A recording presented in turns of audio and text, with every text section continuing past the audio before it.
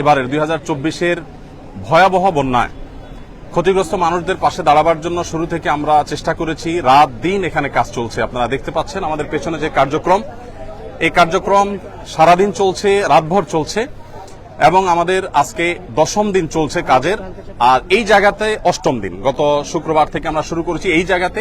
আর পুরো কার্যক্রম আমরা শুরু করেছি অনেক আগে থেকে। আপনি একটু মেহরবানি করে ওইদিকে একটু দাঁড়ান। পুরো কার্যক্রম আমাদের চলছে 10 দিন যাবত, আর এখানে আমাদের স্পেসিফিক কাজ চলছে 8ম দিনে। তো আমরা এই 8ম দিনে কোন জায়গায় দাঁড়িয়ে আছি, আপনারা যেহেতু এসেছেন আমরা আপনাদেরকে একটু আপডেট দিতে চাই। আমরা এ যাবৎ চাল কিনেছি, ত্রাণ সামগ্রী হিসাবে চাল কিনেছি আমরা 998 মেট্রিক টন, যেটাতে আমাদের খরচ হয়েছে 5,55,80,000 টাকা।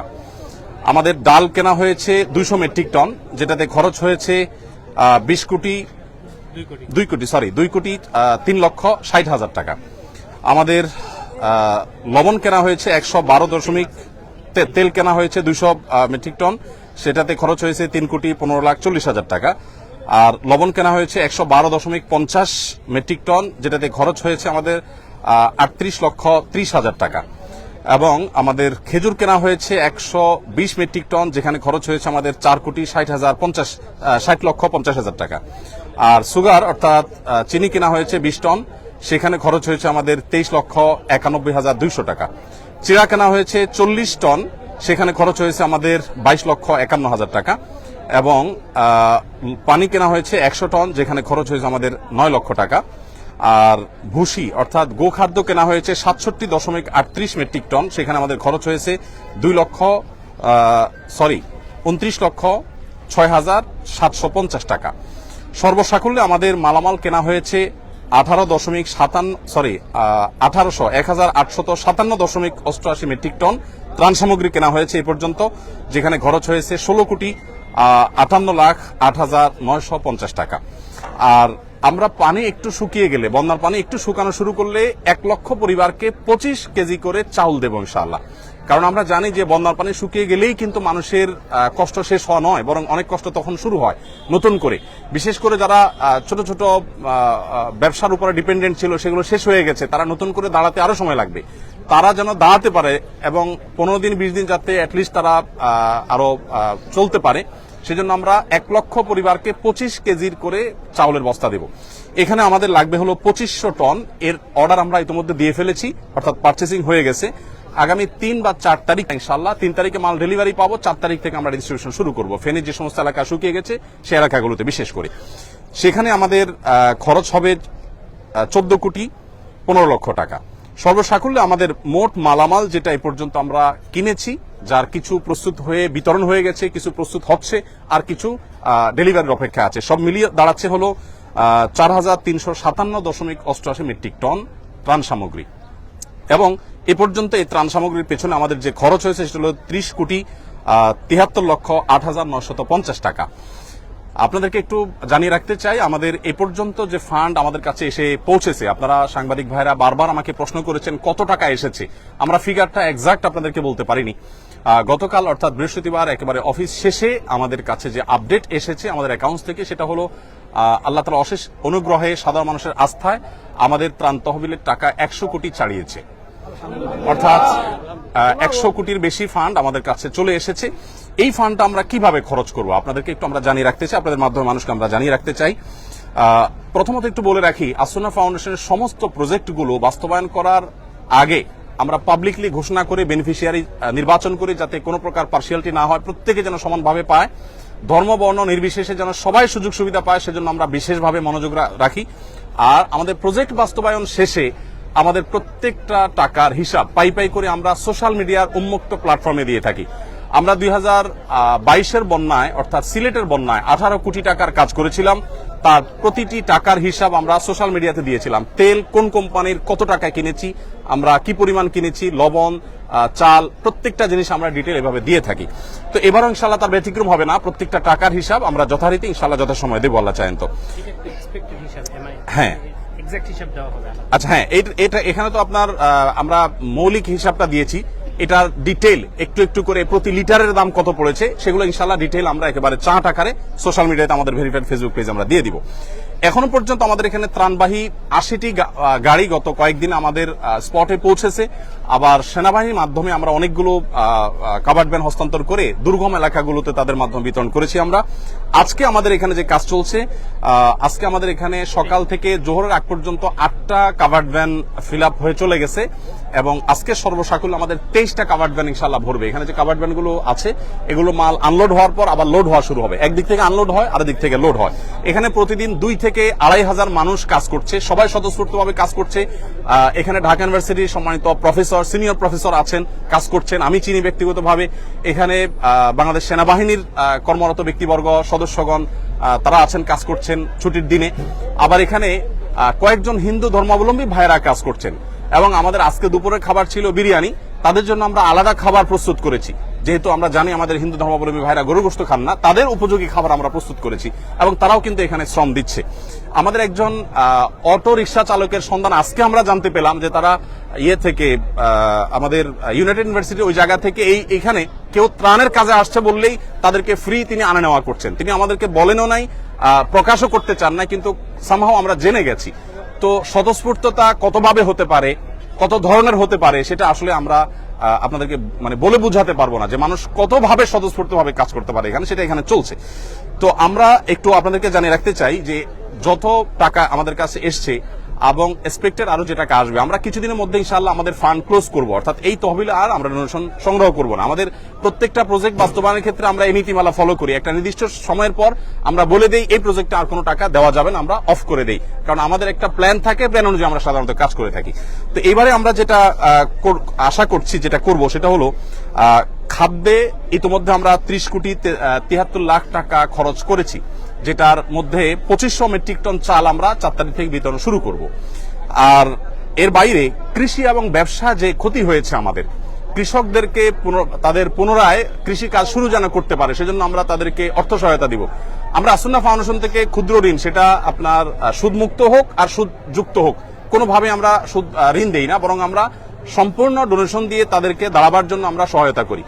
তো সেই জায়গা থেকে কৃষি এবং ব্যবসা বলতে ছোট ছোট ব্যবসায়ী, একজন মুদি দোকানদার, তার দোকানটা পুরোটা পানিতে আপনার শেষ হয়ে গেছে, তখন তাকে আবার একটা দোকান আমরা দাঁড় করে দেওয়ার জন্য কাজ করব। এই খাতে আমরা 30 কোটি টাকা খরচ করার পরিকল্পনা প্রাথমিকভাবে হাতে নিয়েছি, যে আমরা কৃষি এবং ব্যবসায় 30 কোটি টাকা খরচ করব। আমরা জানি যে প্রচুর মানুষ গৃহহীন হয়ে গেছেন, যারা গৃহহীন হয়ে গেছেন সেই মানুষগুলোর জন্য আমাদের পরিকল্পনা হলো যে আমরা 30 কোটি টাকা ইনশাআল্লাহ খরচ করব এই খাতে। অর্থাৎ যারা গৃহহীন হয়ে গেছেন, কাউকে হয়তো আমরা 10,000 টাকা দিয়ে সহায়তা করব, কাউকে 20,000 দিয়ে, কাউকে 1 লাখ দিয়ে। এটা ভ্যারি করবে যে কার অবস্থা কতটুকু, অর্থাৎ ক্ষতি কি পরিমাণ হয়েছে, কারণ আমরা জানি সবার একরকম ক্ষতি হয় নাই, কারোর একেবারে শেষ হয়ে গেছে সব, তাকে হয়তো 1 লাখ টাকা আমরা দিব।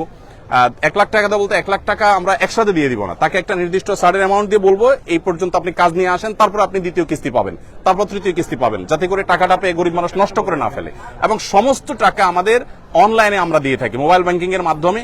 নগদ কোনো টাকা আমরা সাধারণত দেই না, কারণ এখানে ট্রান্সপারেন্সির যে জায়গাটা সেটা তখন পরিচ্ছন্ন থাকে, কারণ যাদের মাধ্যমে আমরা দেবো তারা তো ভলান্টিয়ার, তো কারোর কাছে আমি টাকা দিব সে আবার হস্তান্তর করবে, এটা আমরা করি না।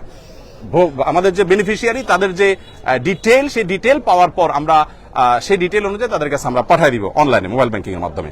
তাহলে কৃষি এবং ব্যবসায় 30 কোটি এবং গৃহ নির্মাণে 30 কোটি এবং শিক্ষায় 20 কোটি টাকা আমরা খরচ করার সিদ্ধান্ত নিয়েছি, কারণ আপনারা জানেন শিক্ষার খাতে আমাদের প্রচুর ক্ষতি হয়েছে। বিশেষ করে আমাদের যে সমস্ত শিশুরা, অনেকের আপনার বই পুস্তক নষ্ট হয়ে গেছে, পড়ালেখা পিছিয়ে গেছে, তাদেরকে আমরা স্বেচ্ছাসেবীদের মাধ্যমে কিভাবে পিছিয়ে পড়েছে তাদেরকে উদ্ধার করার, সেজন্য আমরা কাজ করব। আরেকটা জায়গা আমরা কাজ করব, সেটা হলো যে বন্যা যাতে প্রকোপ কমিয়ে আনা যায়, সেজন্য সুদূর প্রসারী প্ল্যান কিভাবে করা যায়, আমরা অনেকগুলো পরিকল্পনা মাথায় রেখেছি, এখনো চূড়ান্ত করি নাই। সেটা নিয়ে আমরা কাজ করব যে কিভাবে বন্যায় দুর্গতি কমানো যায়। আমরা শুধু ত্রাণ দিলাম সেটাই নয়, বন্যার পানি যাতে নেমে যাওয়ার রাস্তাগুলো পরিচ্ছন্ন থাকে, খালগুলো যাতে পরিষ্কার থাকে। বিশেষ করে এটা সরকারের যারা সংশ্লিষ্ট দায়িত্ব আছেন তারা দেখবেন, নোয়াখালী, চৌমুহনী, লক্ষ্মীপুর এই এলাকাটাতে রাস্তার ধারে যে বড় খাল চলে আসছে, আপনারা জেনে থাকবেন, আমি ওই এলাকার ছেলে, আমি ছোটবেলা থেকে এই খালগুলোকে দেখেছি, এগুলো দখল হয়ে আছে, অর্থাৎ দখলদাররা দখল করে আছে এবং এগুলো নাব্যতা হারিয়ে ফেলেছে, যার কারণে এই যে বন্যার পানি এটা নেমে যাওয়ার জন্য মিনিমাম যে খাল প্রয়োজন সেটা পর্যন্ত নাই, যার কারণে দুর্দশা আজকে চরম অবস্থায় পৌঁছেছে। আমরা যদি চাই যে প্রতি বছর এরকম ত্রাণ নিয়ে আমরা দৌড়াবো না বা দৌড়াতে হবে না, এটা যদি চাই তাহলে এই খালগুলো আমাদেরকে খনন করতে হবে এবং এগুলো নাব্যতা ফিরিয়ে আনতে হবে, এগুলো দখলমুক্ত করতে হবে। এটা বাংলাদেশ সরকারের কাজ। আমাদের যদি এখানে কোনো অংশগ্রহণ করার সুযোগ থাকে, আসন্ন ফাউন্ডেশন সম্পূর্ণ প্রস্তুত যে আমাদের ভলান্টিয়ার টিম নিয়ে, আমাদের ক্ষুদ্র ফান্ড নিয়ে আমরা ঝাঁপিয়ে পড়বো, যাতে করে প্রতি বছর বন্যা হলে আমরা ত্রাণ নিয়ে যেতে না হয় এবং বন্যা যাতে খুব বেশি দীর্ঘস্থায়ী না হয়। ফেনী, নোয়াখালী, লক্ষ্মীপুর আমি নিজে গিয়েছি, অনেক এলাকা আছে যেখানে পানি ঠায় দাঁড়িয়ে আছে, নামার কোনো নামগন্ধ নেই, 1 সপ্তাহ 10 দিন 15 দিন পর্যন্ত পড়ে আছে। তো সেটা যেন না হয় সেজন্য আমরা চেষ্টা করছি। ফাউন্ডেশন থেকে আমরা বিশেষ কিছু উদ্যোগ নিয়েছি। যে সমস্ত জায়গায় মোবাইল চার্জ দিতে পারছে না আমার বিদ্যুতের অভাবে, আমরা ভাসমান জেনারেটর এবং চার্জিং স্টেশন নিয়ে যাচ্ছি বিভিন্ন আশ্রয় কেন্দ্রে। দেখা যায় যে কলার ভেলায় করে কিংবা কোনো টায়ারে করে আমরা জেনারেটর নিয়ে যাচ্ছি। ইউনাইটেড ইউনিভার্সিটির এবং ইস্ট ইউনিভার্সিটির স্টুডেন্টরা অনেকে আমাদেরকে জেনারেটর দিয়েছে, এসিআই আমাদেরকে কিছু জেনারেটর দিয়েছে, আমরা নিজেরা কিছু জেনারেটর ভাড়া নিয়েছি। এগুলো দিয়ে আমরা আশ্রয় কেন্দ্রে একসাথে 30-40টা মোবাইল চার্জ দিতে পারছি। তারা 7 দিন 8 দিন পরিবার সাথে যোগাযোগ করতে পারছেন না, এবং সেই সাথে জেনারেটর দিয়ে আমরা অনেক বাড়িতে পানি তুলতে পারছেন না বিদ্যুৎ না থাকার কারণে। তাদের আপনার স্যানিটেশন সিস্টেম ভেঙে পড়েছে, তাদের ওয়াশরুমগুলোতে পানি নাই, তাদের খাবার পানি নাই। তো আমরা এক্ষেত্রেও ভাসমান জেনারেটর নিয়ে বাড়ি বাড়ি গিয়ে আমাদের ভলান্টিয়াররা তারা তাদের মোটর চালু করে পানি ট্যাঙ্কিতে ভরার ব্যবস্থা করছেন। এর বাইরে আমাদের এখান থেকে যে বড় কাভার্ড ভ্যানে মালগুলো যায়, সেখানে ছোট ছোট অনেকগুলো পিকআপে করে মালগুলো একটা পর্যায়ে চলে যায়, তারপর আবার অনেকগুলো ট্রলারে করে বা ছোট ছোট নৌকা করে ভাগ ভাগ হয়ে দূর দূরান্ত এলাকাগুলোতে চলে যায়। দুর্গম এলাকাতে সাধারণত ত্রাণ দেই আমরা, রাস্তার ধারে শহরে সাধারণত ত্রাণ দেই না। এবারও আমি যতবার গিয়েছি 2 ঘন্টা, 2.5 ঘন্টা, 1.5 ঘন্টা ভেতরে ঢুকে তারপর আমরা ত্রাণ বিতরণ করেছি। আমাদের কাছে যে সমস্ত ত্রাণের সামগ্রী মানুষ দিয়েছে সেগুলো কিন্তু আমি যে হিসাব দিয়েছি এর বাইরে, অর্থাৎ আমাদের যে 4300 টন আমরা ত্রাণ সামগ্রী দিচ্ছি এগুলো আমাদের পারচেসিং করা। এর বাইরে আরো বহু জিনিস আমাদের কাছে এসেছে বিভিন্ন প্রতিষ্ঠান থেকে, বনরুটি, পাউরুটি, কেক, গুঁড়ো দুধ, মুড়ি, পোশাক, মেয়েদের পোশাক, ছেলেদের পোশাক, কারণ আশ্রয় কেন্দ্রগুলোতে তাদের পোশাকের দরকার হয়, এক পোশাকে চলে আসছে। তারপরে বাচ্চাদের জন্য তাদের উপযোগী খাবার, মেয়েদের জন্য আপনার স্যানিটারি ন্যাপকিন, তারপর বিভিন্ন সাইজের পানির বোতল, জেনারেটর, রেডি প্যাকেজ, তারপরে লবণ, পানি, বিস্কিট, গুঁড়া দুধ, লুঙ্গি, চাল, সাবান, সুজি, বিস্কিট, স্যালাইন, এই জাতীয় অনেক জিনিস এসেছে যেগুলো বিভিন্ন প্রতিষ্ঠান দিয়েছে, সেগুলো সাথে সাথে আমরা পাঠিয়ে দিয়েছি। তো এই হলো আমার কাছে আপডেট যে 100 কোটি টাকা আমাদের ক্রস করেছে ফান্ড, সেটাকে আমরা কিভাবে খরচ করবো একটা পরিকল্পনা আপনাদেরকে দিয়েছি। আর পুঙ্খানুপুঙ্খ প্রতিটি টাকার হিসেব আলাদা করে আমাদের প্রত্যেকটা প্রজেক্টে যেভাবে করি ঠিক একইভাবে আমরা প্রজেক্ট শেষে ইনশাআল্লাহ আপনাদের মাধ্যমে জানাবো। আর ডিটেইল প্ল্যান যেটা সেটা আমরা জানাবো ইনশাআল্লাহ। আর একটা বিষয় একটু বলি যে আমাদের এই যে পরবর্তী কার্যক্রম হবে সেটা আমরা কিভাবে করব। আমরা অন্যান্য প্রজেক্টগুলো যেভাবে করি যে প্রত্যেকটা প্রজেক্টে আমরা উপকারভোগী নির্বাচনের জন্য কয়েকটা লেয়ারে আমরা কাজ করি। প্রাথমিকভাবে আমরা গুগল ফর্ম দিয়ে অনলাইনে বলি যে আপনার আশেপাশে যারা আছেন দুর্গত, অভাবগ্রস্ত, তাদের তথ্য দেন। যেমন বৈষম্যবিরোধী ছাত্র জনতার আন্দোলনে যারা মারা গেছেন তাদের জন্য আমরা ইতিমধ্যে বলেছি যে আমরা 5 কোটি টাকা বাজেট আমরা দিয়ে দিয়েছি, আরো 5 কোটি টাকা করার আমাদের স্বপ্ন বা পরিকল্পনা আছে। তো এইখানে কাজ করবার জন্য আমরা গুগল ফর্ম দিয়ে দিয়েছি যে আমরা কোনো লোক নির্বাচন করব না, আপনারা সাধারণ মানুষ সারা দেশ থেকে তথ্য দেন। তথ্য দেওয়ার পর এই বন্যার ক্ষেত্রে একই আমরা তথ্য নিব। তথ্য দেওয়ার পর যে সমস্ত স্টুডেন্টরা আছেন, কলেজ ইউনিভার্সিটি পড়ুয়া স্টুডেন্টরা আছেন, তারা অনেকে আমাদের স্বেচ্ছাসেবী, তাদেরকে আমরা এলাকায় পাঠাবো এই তথ্যগুলো ভেরিফাই করার জন্য। প্রত্যেকটা তথ্যের সাথে বাস্তবে মিলানোর পর তারা সুপারিশ করবেন, স্থানীয় ইমাম সাহেবরা সুপারিশ করবেন। এর পরের ধাপে এসে আমরা ইমপ্লিমেন্টেশন যাব, অর্থাৎ তাদেরকে উপকারভোগী আমাদের সেই সেবাটা আমরা তাদেরকে দেব, যাতে করে উপযুক্ত ব্যক্তি পান। এখানে মাঝখান থেকে কোনো সুবিধা যেন নিতে না পারে অবৈধভাবে, অনৈতিকভাবে, সেজন্য আমরা খুবই সচেষ্ট। তো এই হলো মোটামুটি আমাদের কার্যক্রম। আর এর বাইরে যদি কোনো বিশেষ প্রশ্ন থাকে আপনারা করতে পারেন। আমার একটা প্রশ্ন ছিল, জি, অনেক আগে তো আসলে সোশ্যাল মিডিয়াটা অ্যাক্টিভ ছিল না, যেহেতু এখন সোশ্যাল মিডিয়ার যুগ, তো প্রচারের ব্যাপার থাকে, যেহেতু অনেকের প্রাণীগুলো হয়, তো প্রাণের যে ব্যাপারটা থাকে এখানে অনেক অনেকভাবে ছবি দিচ্ছে, অনেক কথা বলছে, ইসলাম কি বলে বা এটা নিয়ে যদি আপনি একটু। খুবই গুরুত্বপূর্ণ প্রশ্ন। আমরা যারা ত্রাণ কাজে নিয়োজিত আছি আমরা অনেকেই ফটো সেশন এত বেশি করি যে ফটো সেশনটাই যেন মুখ্য। এটা খুবই দৃষ্টিকটু। ইসলামী দৃষ্টিকোণ ভাই জানতে চেয়েছেন, আমি সে আলোকে যদি বলি, ইসলামী দৃষ্টিকোণ থেকে মানুষকে দেখাবার উদ্দেশ্যে কোনো কাজ করলে সেটার কোনো রিওয়ার্ড আল্লাহর কাছে আর পাওয়া যাবে না, বরং সেটা ভালো করতে গিয়ে আরো খারাপ হওয়ার সম্ভাবনা আছে। বিশেষ করে বন্যার ক্ষেত্রে আমরা বলি যে বন্যায় ধনী গরিব একাকার হয়ে যায়। এখানে একজন মানুষ হয়তো তার ছেলে প্রবাসে থাকে, তার বাবাকে যদি আমরা ত্রাণ দেওয়ার সময় ছবি তুলি, ভিডিও করি, অনেক বেশি ফটো সেশন করি, ছেলে দেখে নিশ্চয়ই সেটা তার কাছে ভালো লাগে, কাজ করবে না। এই জন্য আমি আপনাদের মাধ্যমে বিনীতভাবে আহ্বান করতে চাই, যারা ফিল্ডে কাজ করছেন তারা যেন এই কাজটা না করেন। আজকের দিনে অন্তত 3টি মেসেজ আমি আমাদের টিমকে দিয়েছি, অর্থাৎ আমাদের টিম যারা কাজ করছে তাদের আমি বলেছি যে খবরদার ফটো সেশন নির্ভর কাজ যেন না হয়। হ্যাঁ, কিছু ফটো আমাদের নিতে হয় আমাদের ট্রান্সপারেন্সির জন্য, যেহেতু আমরা সোশ্যাল মিডিয়ার মাধ্যমেই ফান্ডটা পাচ্ছি, অতএব সোশ্যাল মিডিয়াতে তো আমাদের জানাইতে হবে। আমাদের অনেকে বলছেন ভাই অমুক এলাকায় কোনো কাজ হচ্ছে না, অথচ সেই এলাকাতে স্টিল আমি নিজে আছি, তখন আমাকে মেসেজ করা হচ্ছে ভাই এই এলাকাতে আপনাদের কোনো টিম যায় নাই। আমি বললাম আমি স্টিল ওখানে দাঁড়িয়ে আছি। তো এখন আমি যে দাঁড়িয়ে আছি এটা প্রমাণ করার জন্য তো ওখানকার কিছু ছবি কিছু ভিডিও আমাদেরকে দিতে হয়। এটা হলো আমাদের ডোনারদের কাছে আমাদের যে জবাবদিহিতার জায়গাটা সেটাকে পরিষ্কার করবার জন্য। কিন্তু এখানে আমরা চেষ্টা করি কোন উপকারভোগীর ছবি যদি আমরা প্রচার করি যথাসম্ভব ব্লার করে দেওয়ার। হ্যাঁ, এর বাইরে কাউরটা প্রচার করলে আমরা জিজ্ঞেস করে নিই যে আপনার ছবি আমরা প্রচার করতে পারে। অনেকে খুব খুশি মনে বলেন, নিজেই ফটো সেশন করেন যে হ্যাঁ আমার ছবি সহ যাক, কোনো অসুবিধা নেই। তো আমরা দায়িত্বশীলতার রক্ষা করার চেষ্টা করছি। তারপর আমি আহ্বান করব আমাদের টিম মেম্বারদেরকে, আমরা বলি অন্যদেরকে আহ্বান করব যে আমরা যেন এই ত্রাণ দিতে গিয়ে অন্তত ফটো সেশনটা খুব বেশি না করে ফেলি, প্রয়োজনের বাইরে যেন না করি, এটা আমাদের না করা উচিত। আমার একটা প্রশ্ন হলো যে আপনি গত গণ-অভ্যুত্থানে যারা আহত হয়েছিলেন ওইটার কোনো আপডেট আছে কিনা এখন আমরা বন্যার পাশাপাশি? জি ধন্যবাদ। আমাদের প্রত্যেকটা প্রজেক্ট কিন্তু চলমান আছে। একটা প্রজেক্ট আমাদের একটু ক্ষতিগ্রস্ত হয়েছে, সেটা হলো আপনারা জানেন আমরা 3 লক্ষ বৃক্ষরোপণের পরিকল্পনা করেছি। আমরা প্রতি বছর কিন্তু বৃক্ষরোপণ করি, এবছরই না শুধু। 3 লক্ষ বৃক্ষরোপণের এই প্রজেক্টটি আমাদের 1 লাখের কাছাকাছি এসে থেমে গেছে, কারণ তখন থেকে দেশে এই আন্দোলনের কারণে আর এই কাজটা আমরা চালাতে পারিনি। আর যেহেতু গাছ লাগানোর একটা নির্দিষ্ট সময় আছে, অতএব আমরা চাইলে এটা আর আগামী মাসে করতে পারবো না, এজন্য এই প্রজেক্টটা আমাদের থেমে গেছে। বাট ছাত্র জনতার যে আন্দোলন হয়েছে, বৈষম্য বিরোধী আন্দোলন, সেখানে হতাহতদের জন্য আমাদের যে সহায়তা, সেই সহায়তার যে কাজটা সেটা আমাদের চলমান আছে, এটা কিন্তু আমাদের থেমে যায়নি। এবং এই ডিপার্টমেন্টে যাদেরকে দায়িত্ব দেওয়া আছে তাদেরকে বলা আছে দেশ বন্যা হোক, জলোচ্ছ্বাস হোক, যাই হোক না কেন তোমরা তোমাদের কাজ চালাতে থাকো। আমরা ইতোমধ্যে গতকালকে আমার পেজে আমরা ঘোষণা দিয়েছি যে নিহতদের তালিকা যেন সবাই দেয়, কারণ তাদের নিয়ে আমাদের কাজ শুরু হয়ে গেছে। আমরা সপ্তাহ থেকে 10 দিনের মধ্যে আশা করছি নিহতদের পরিবারের কাছে একটা অ্যামাউন্ট যাতে তারা একটু দাঁড়াতে পারেন পিঠ সোজা করে, এটা আমরা তাদেরকে দেব। আর আহত যারা, তাদের মধ্যে 1000+ আহত ব্যক্তির কাছে ইতোমধ্যে টাকা আমরা পাঠিয়ে দিয়েছি, যেটা 3 কোটি প্লাস টাকা ইতোমধ্যে আমরা আহত ব্যক্তিদের হাতে হস্তান্তর করে ফেলেছি। আর বাকি 1000+ আবেদন এর টাকা আমাদের প্রক্রিয়াধীন আছে, যেটা চলে যাবে খুব শীঘ্রই। তো হতাহতদের জন্য সহায়তার যে কাজটা, এটা আপন গতিতে চলছে। আমাদের এই ত্রাণ কার্যক্রমের কারণে সেটা কোনোভাবে বাধাগ্রস্ত হচ্ছে না, ওইটা সঠিকভাবে চলছে। হুজুর, আপনাকে ধন্যবাদ যে গতকাল আমি আপনাকে সেই বাচ্চাদের বই পুস্তকের কথা প্রশ্ন করেছিলাম, আপনারা আজকে সেই উদ্যোগ অলরেডি নিয়েছেন। আমার একটা প্রশ্ন ছিল, একজন আমাকে জানার জন্য আপনাকে বলতে বলছে, সেটা হচ্ছে যে জাকাতের টাকা বন্যার্তদের সাহায্যে ব্যবহার করতে পারবেন কিনা, এমন কোনো আছে কিনা? কারণ যারা বন্যার্ত ওইখানে অনেকেই কিন্তু খুব ভালো ফ্যামিলির লোকজন, জি, তারা কি এটা নিতে পারবে কিনা, আমরা কি বলে?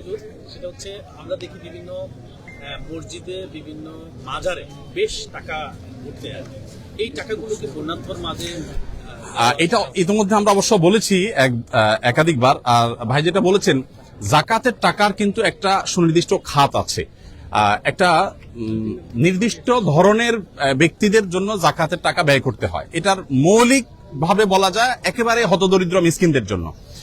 এই জন্য আমরা সবসময় বলি যে বন্যার্থদের সেবায় বা বন্যার্থদের সহযোগিতায় জাকাতের অর্থ যথাসম্ভব না দেওয়াটাই নিরাপদ।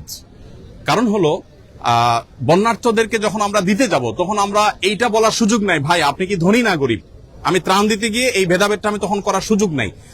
বাট আমাদের জেনারেল যে জাকাত দিতে যায় তখন কিন্তু আমরা একটা ফর্ম দেই, সেই ফর্মের তথ্য উপাত্ত নেই, তার কি অ্যাসেট আছে না আছে ওইটা আমরা নিরূপণ করি। এখানে যেহেতু সেই সুযোগ থাকছে না, এই জন্য আমরা বলি যদি কেউ জাকাতের টাকা এখানে দেয় তাহলে তার একটা পার্সেন্টেজ 30 বা 40% টাকা তিনি যেন মাইনাস রাখেন। অর্থাৎ 100 জনকে ত্রাণ দিলে তার 30 বা 40 জন হয়তো বা তিনি জাকাতের হকদার না, এটা মানে সর্বোচ্চ এর বেশি হওয়ার সম্ভাবনা কম আমাদের অভিজ্ঞতার আলোকে। সেজন্য বলি এটা বাদ দিয়ে রাখতে।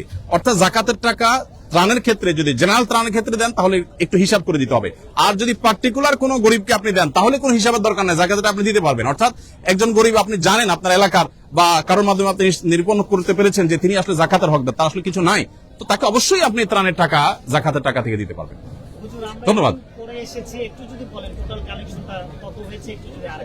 আমাদের 100 কোটি প্লাস ফান্ড আমাদের কাছে ইতিমধ্যে এসে পৌঁছেছে এবং আমরা এ পর্যন্ত ওই টাকাটাকে খরচ করার একটা পরিকল্পনা দাঁড় করিয়েছি। খাদ্য সামগ্রীতে 30 কোটি, আমাদের শিক্ষার জন্য 20 কোটি এবং পুনর্বাসনের জন্য 30 কোটি এবং ব্যবসায়ী যারা ক্ষতিগ্রস্ত হয়েছেন, ক্ষুদ্র ব্যবসায়ী এবং কৃষক যারা ক্ষতিগ্রস্ত হয়েছেন তাদের জন্য 30 কোটি টাকা খরচ করার পরিকল্পনা হাতে নিয়েছি। এর বাইরে পরবর্তী কোনো দুর্যোগ হলে সেটা যেন আমরা মোকাবেলা করতে পারি বা সেটা যেন খুব বেশি ভয়াবহ রূপ নিতে না পারে, সেটার জন্য আমাদের একটা আলাদা প্রজেক্ট আছে।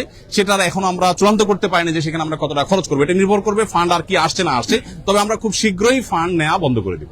একটু ছোট করে শেষে দিয়ে জানতে